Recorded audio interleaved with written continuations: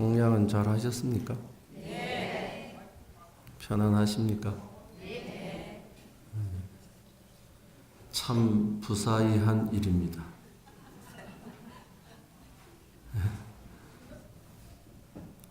오후 법문은 부처님의 부사의한 법에 대한 법문.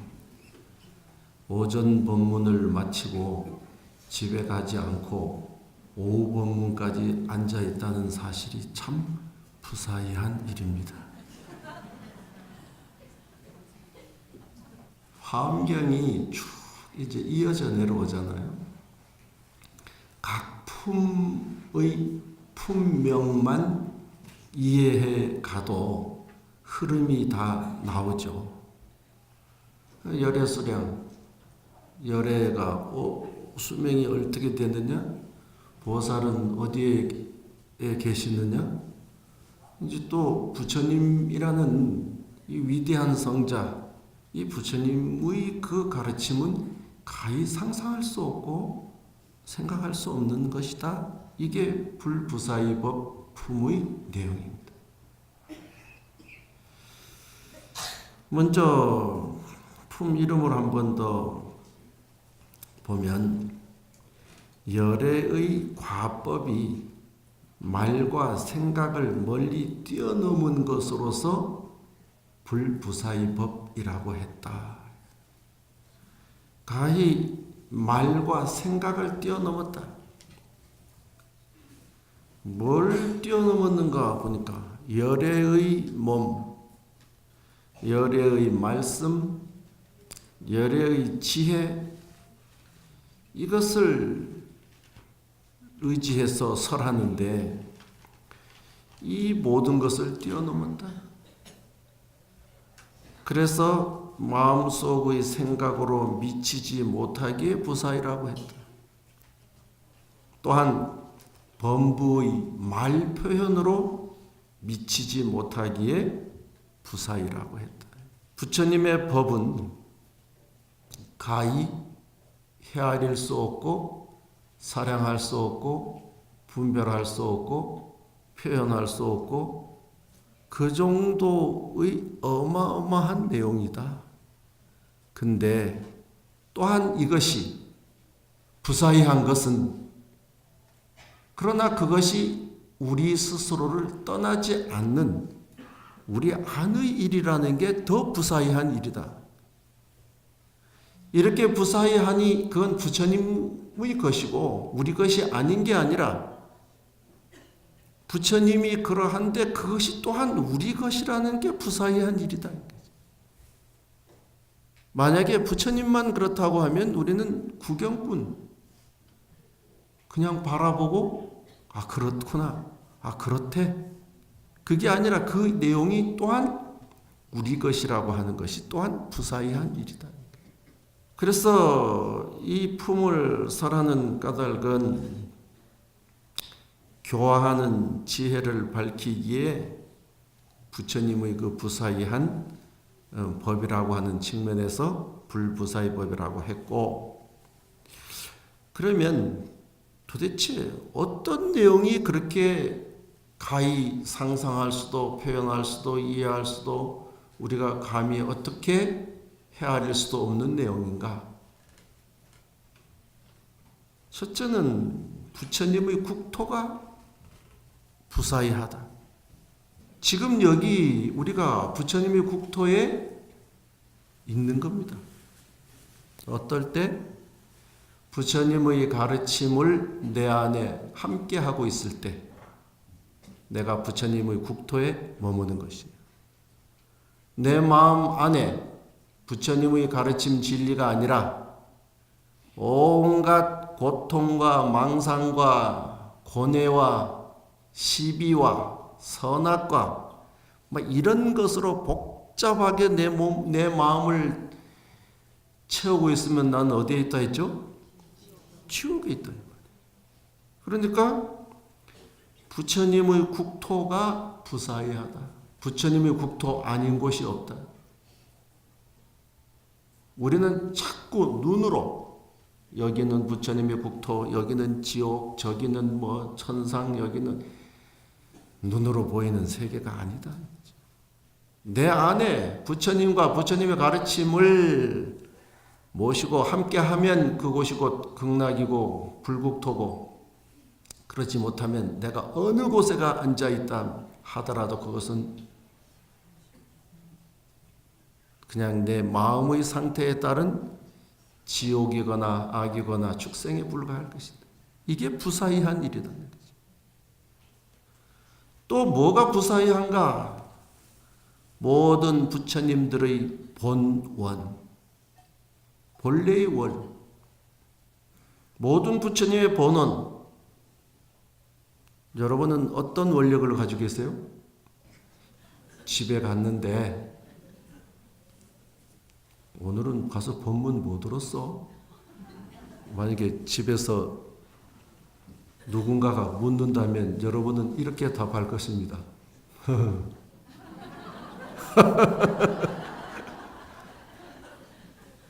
원하는 것이 뭐냐고 물어도 지금 말을 못하죠. 말을 못하는 이유 첫 번째, 하도 많아서. 두 번째, 뭐 얘기한다고 이루어주겠나? 부처님은 어떤 원을 가지고 계실까? 그러면 잘 아는 아미타불은 어떤 원력을 가지고 계시죠? 법장비구로 계실 때 48대원을 세워서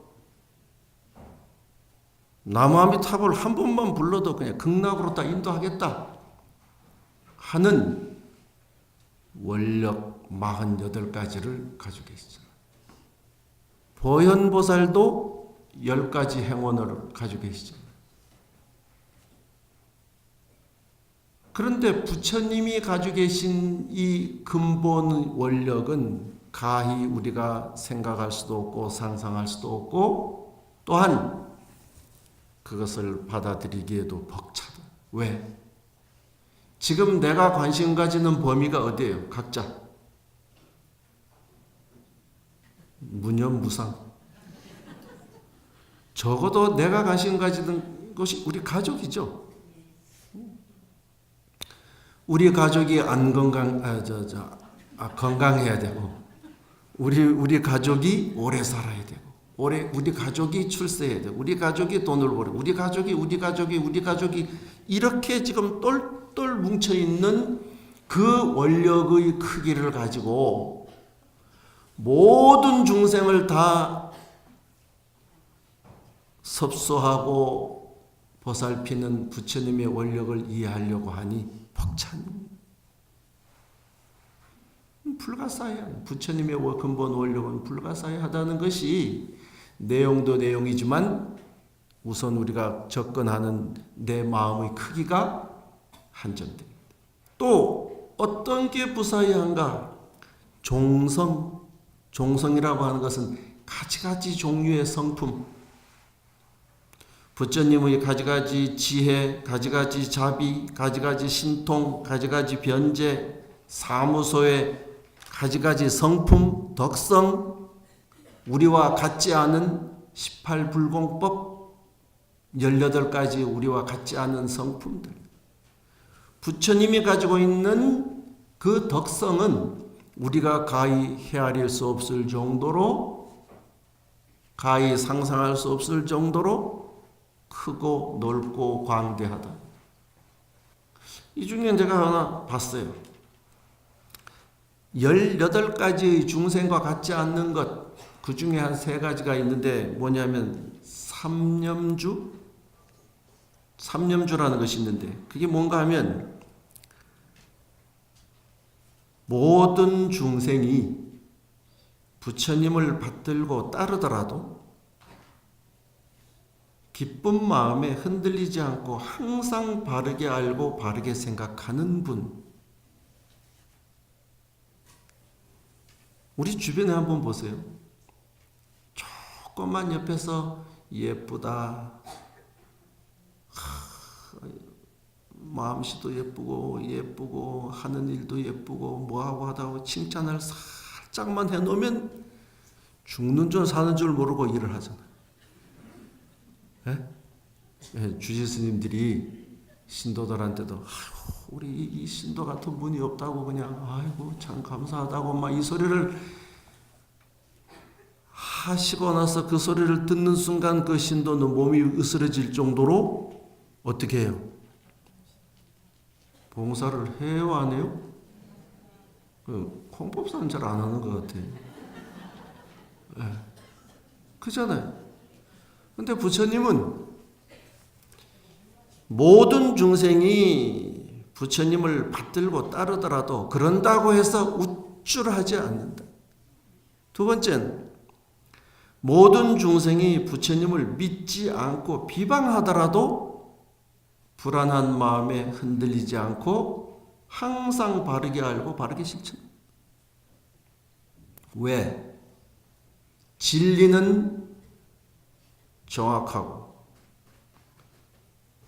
그 진리를 알고 모르고 하는 중생의 근기에 부처님이 실망하거나 혹은 부처님이 흔들리는 일은 없다. 왜 우리가 자꾸 부처님같이 돼야 된다고 얘기하는가 하면 이런 마음이에요.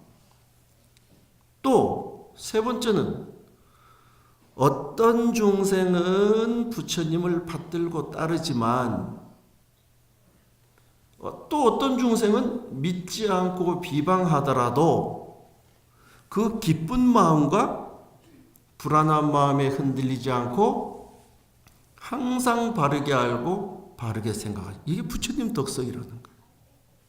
한번 생각해 봅시다. 오늘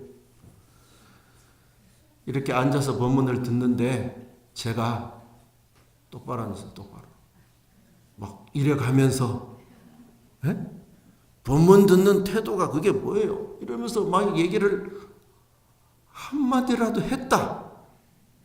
그러면 저 문을 나가면서 여러분들이 내뱉는 말은 무슨 말일까요? 아, 오늘 법문 참 잘 들었다. 이런 말을 할까요? 그 스님 참 희한하네.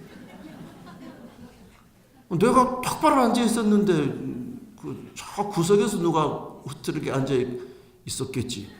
지금까지 화엄살림 법문 다니면서 저런 또 얘기도 또 처음 들어. 욱시렁욱시렁 하면서 그러면 이제 내년에는 화엄살림 오기가 쉽지 않겠죠.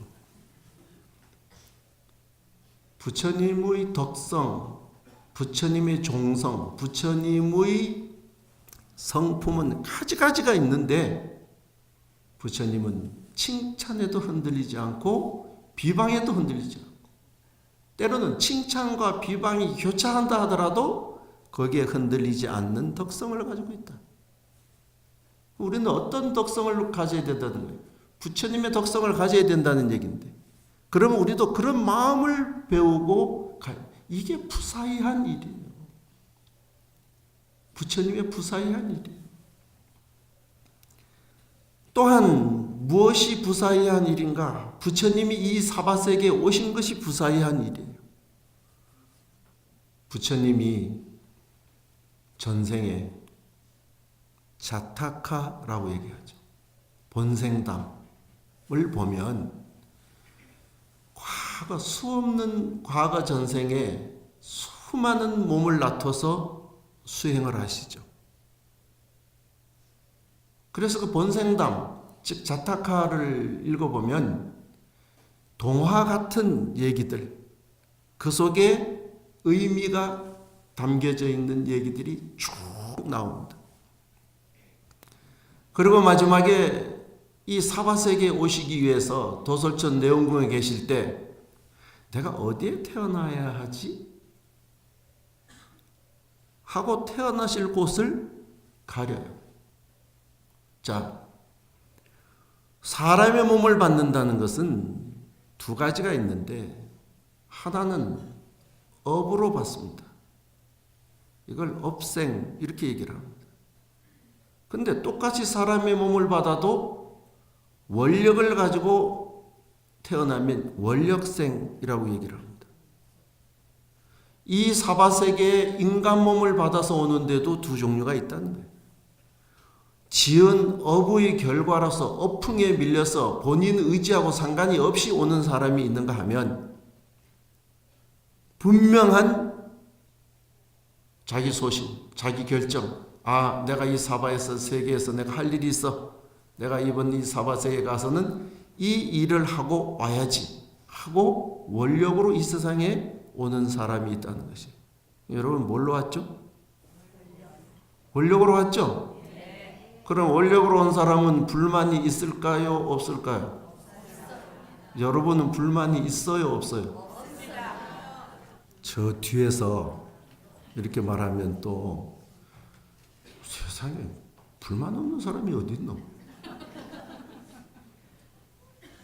불만이 있어요. 원력으로 와도 불만은 있어요. 왜? 이 중생을 제도하려고 왔는데 이 중생이 말을 안 들어가지고 그런 불만이겠지. 스스로에 대한 불만이겠어요? 어쨌든 한 부처님이 이 사바세계에 몸을 놔둬 출현하신다고 하는 것은 부사의한 일입니다. 가히 생각할 수 없는 일입니다. 그러면 이 세상에 출현하신 것만 부사의한 일인가? 아닙니다. 부처님의 몸도 부사의한 일입니다. 이 몸이 뭐가 부사의한가? 제가 그래서 이 불부사의 법 품의 한 구절을 한번 읽어보겠습니다. 다 같이 합장을 하시고, 부처님께 10가지 법이 있어 무한한 법계에 두루하신다. 이른바 부처님께서는 끝없이 청정한 몸이 있어 온갖 갈래에 두루 들되 집착하지 않으시고, 끝없이 막힘없는 눈이 있어 온갖 법을 확실히 아신다. 끝없이 막힘없는 귀가 있어 온갖 음성을 통달하시고, 끝없는 코가 있어 부처님의 자제하신 피 안에 이르신다. 큰 혀가 있어 미묘한 음성을 내어 법계에 두루하시며, 끝없는 몸이 있어 중생심에 응해서 다 볼 수 있게 하신다. 이게 지금 불부사의 품의 내용입니다. 부처님의 몸도 부사의한 일이고 부처님의 음성도 부사의한 일. 지금 듣고 앉아있는 여러분이 이런 의심을 할 수 있어요. 지금 저 경 내용 맞나? 맞아요. 아니, 화엄경을 읽어보시면 나온다고. 이게 다 음성이 왜 가히 부사의한 일인가? 대만 불광산사를 가면 정토동굴이라고 있습니다. 정토동굴을 딱 들어서면 한쪽은 온갖 동물들을 다 모양으로 해서 부처님을 향해서 법을 듣는 그 인형처럼 꾸며놨어요. 한쪽은 온갖 사람, 여기서 온갖 사람이라고 하는 것은 흑인, 백인, 황인, 사람들을 다 거기에 모형으로 만들어서 부처님을 향해 있는 모습을 연출을 해놨어요. 부처님의 음성은 동물의 종류를 가리지 않고 사람의 인종을 가리지 않고, 경전에도 보세요. 경전이 항상 설해질 때는 어떻게 설해져요? 여시아문 하사오니 일시에 불이 제 사위국 기수국 꼬덕원 여대 비구중 1200 이런 식으로 나가잖아요. 이건 이제 수 육하 원칙으로 나가는데, 거기에 보면 항상 그 법회 회중에 모인 청중을 얘기를 해놓죠. 청중을 가만히 보면 사람만 있나요? 용, 야차, 건달바, 이런 용도, 우리는 용 이래도 용 안에도 여러 종류의 용이 있고 가지가지의 세계에서 가지가지의 중생들이 다 모여서 법문을 듣잖아요. 그때 청중은 그렇게 용도 있고 뭐도 있고 막 있는데 여기서 할 때 한쪽에서 통역을 해줬을까요? 다 같이 들어. 그러니까 부처님의 음성이 부사의한 것이에요. 그뿐만 아니라 지혜가 부사해. 지혜. 도대체 부처님은 지혜가 얼마나 밝으셔서 화엄경만 하더라도 여기에 출연하는 그 대중이 도대체 얼마며 세계가 도대체 얼마며 아마 어제 내지는 그저께에 보면 한 세계가 있는데 그 세계의 한 겁이 그 다음으로 넘어가면 그 다음 세계로 넘어가면 하루가 돼. 네? 또 거기에서 한 겁이 그 다음 세계로 가면 어떻게 돼요? 하루가 돼. 그러면 도대체 그런 세계가 있다는 것은 어떻게 아셨을까? 과연 그런 세계가 있을까? 그리고 그 설에 놓은 그 말씀이 어지간히 똑똑하지 않고는 이해가 안 되잖아. 그러니까 지혜가 부사해야 한 일이에요. 또 뭐가 부사해야 한 일인가? 깨달음이 부사해야 한 일. 자유자재. 우리는 기분 좋으면 좋아서, 기분 나쁘면 나빠서. 그러니까 맥히잖아요. 그래서 우리가 좌충우돌이라는 게 바위가 있어서 부딪히는 게 아니라 내 감정이 이날은 이렇게 부딪혔다, 저날은 저렇게 부딪혔다. 이게 좌충우돌입니다. 그런데 부처님은 자유자재. 왜 자유자재 하실까요? 깨달음을 얻으면 기분이 안 좋아도 기분이 안 좋은 그 내용을 아시니까 기분 안 좋은 것에 걸리질 않고, 기분이 좋아도 이 기분 좋은 것이 영원하지 않고 또한 어떻다고 하는 것을 아니까 기분 좋은데 매몰되지 않고 내 삶을 자유자재로 살 수 있는 것인데, 또한 탈중생, 해탈, 이런 부처님의 10가지 알 수도 없는 이 부사의한 것을 알기 위해서 우리는 뭘 봐야 되는가? 다시 부처님의 생애를 한번 들여다볼 일이. 부처님의 생애 다 읽으셨을 줄로 압니다.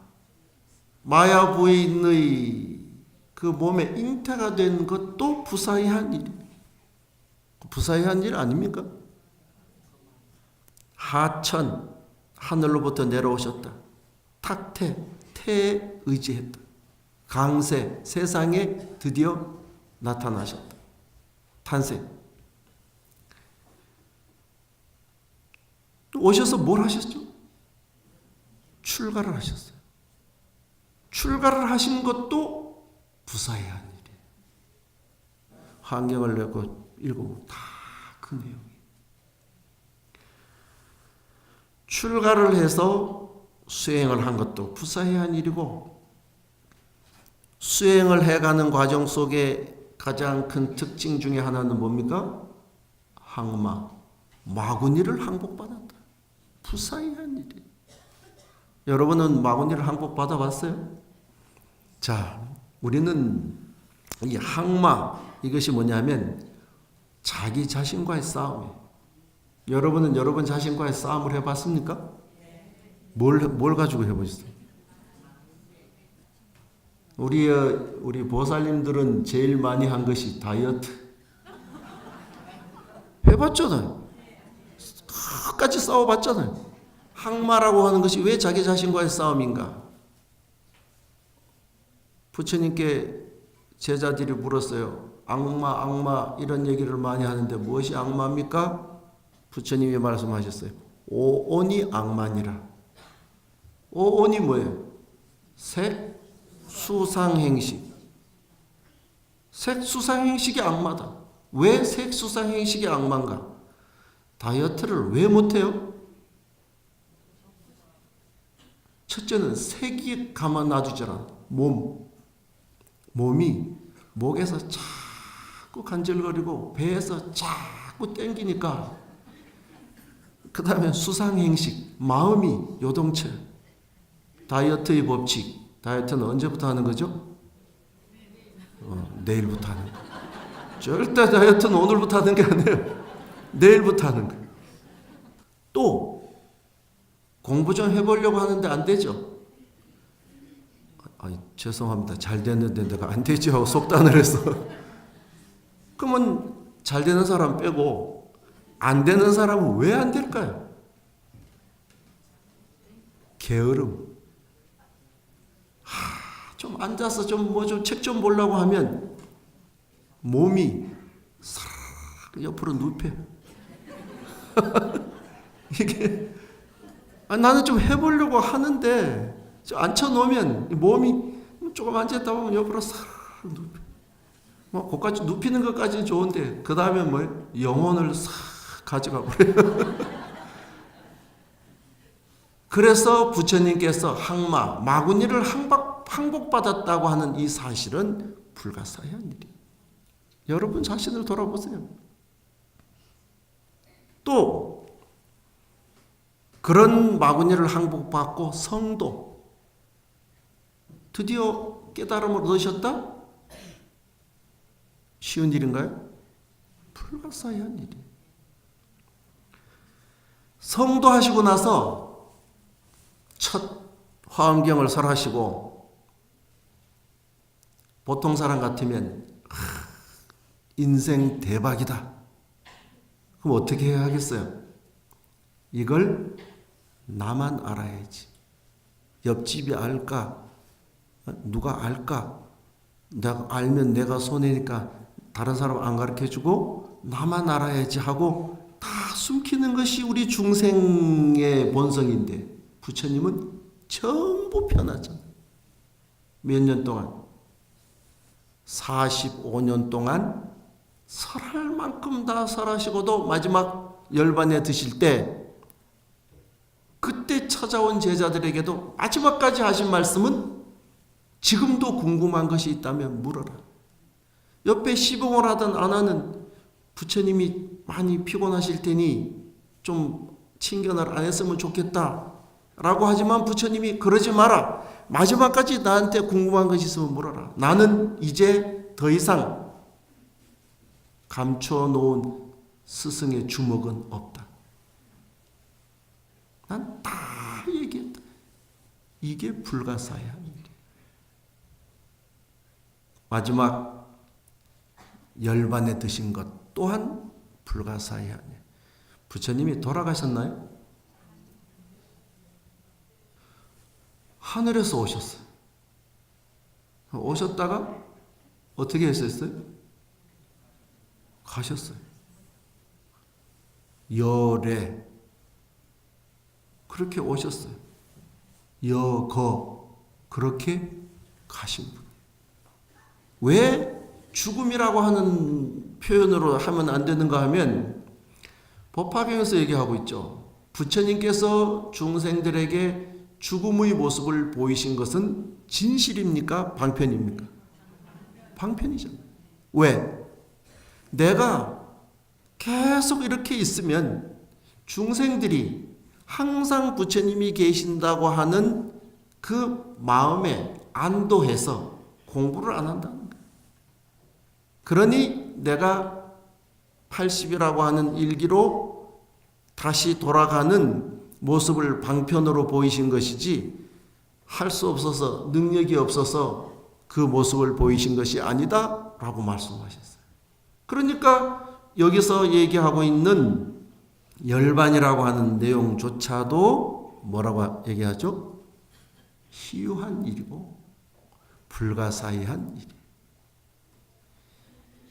이렇게 부처님은 불가사의한 분이시며 동시에 불가사의한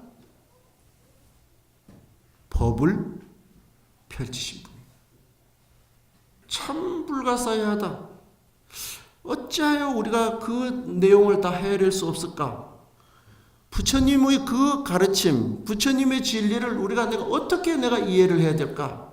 근데 뭐가 불가사의한 일인가, 뭐가 불가사의한 일인가를 계속 창구에 들어가면 마지막에 가서 무엇이 알 수 없는 일인가?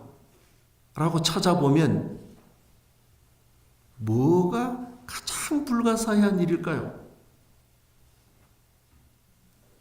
내가 누군지 모른다는 사실. 여러분이 누군지 아세요? 네? 한 번씩 앉아서 그런 생각 안 해요. 내가 누구지? 내가 뭐 하는 사람이지? 내가 지금 살아가고 있는데 올바르게 살아가고 있나?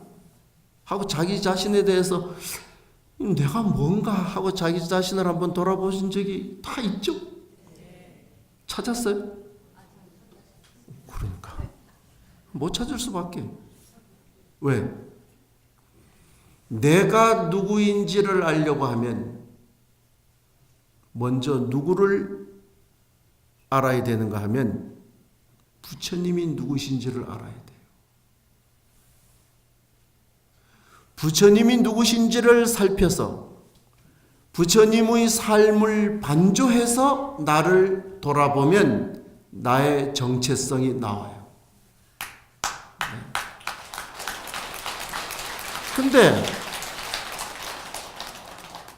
나를 바라보면 그게 답이 안 나와요. 왜? 어떤 나라 마음이 어땠다가 이쪽으로 싹 돌아가가지고 주의 스님이 멋있게 보였다가 어떤 날은 마음이 이쪽으로 싹 돌아가가지고 이 자리에 나올까 말까 했다가 도대체 나를 알 수가 없어요. 요랬다 저랬다 요랬다 저랬다 도대체는 나를 알 수가 없어. 그러니까 나를 제대로 보려면 그 나를 반조해 볼 수 있는 기준, 나를 비춰 볼 수 있는 거울, 나를 헤아려 볼 수 있는 스승인 부처님을 이해해야 돼요. 그리고 그 부처님의 삶을 나의 삶에 빗대어서 내가 부처님의 삶이 이러하실진데 내 삶이 이러하다면 나는 어떤가? 라고 부처님을 비춰서 나를 바라볼 때 비로소 내가 거기에서 보인다. 내가 부처님이라고 하는 그 내 신앙의 대상인 그분이 어떤 분인지를 명확하게 내가 이해하지 않고는 나라는 존재는 그저 탐진치에 물든 한 중생일 뿐 더 이상 나를 변화시킬 수 있는 어떤 기회도 얻을 수 없다. 따라서 내가 나다우려고 하면 먼저 이 부사의한 부처님의 삶, 부처님의 가르침을 알고 깨달아야 돼. 이게 불부사의 법 품의 핵심입니다. 부처님의 생애를 읽으십시오. 부처님의 생애 속에는 상황, 우리 삶과 같은 상황마다의 대처하는 지혜가 그 속에 있고, 먼 얘기가 아니라 가까운 우리와 비슷한 정황들이 그 속에 다 담겨져 있습니다. 그래서 부처님의 생애를 분명히 이해하고 내 것으로 받아들일 때 그 부처님을 통해서 내가 어떤 존재인지를 또한 명확하게 알 수 있는 길이 나온다. 이걸 알 때 이것이 부처님의 부사의한 법을 아는 사람이 된다. 여기까지 말씀드리고 마무리하겠습니다.